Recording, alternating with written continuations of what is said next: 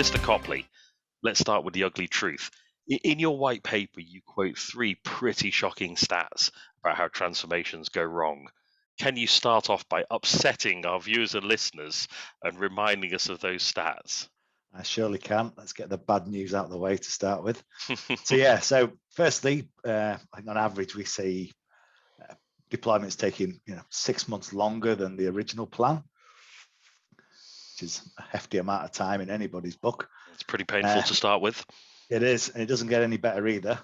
And during the time to procure and then deploy, 40% of organizations say that functionality, potentially doesn't meet some of the requirements that were a driver to deploy the new technology. Because the requirements are changed, it's taken so long to buy it and deploy it that by the time you deploy it, it doesn't even do the thing that you set off to. Correct. Fantastic. Okay, good. You've more bad news? My personal favorite, and I think the most shocking of all, is that 50% potentially forecasted savings are lost by the end of the deployment. So from the time you promised your CFO savings in the business case to the time you've actually finished the deployment, half of those savings have disappeared. Yeah. Please don't sell to anyone. Please don't stop listening now.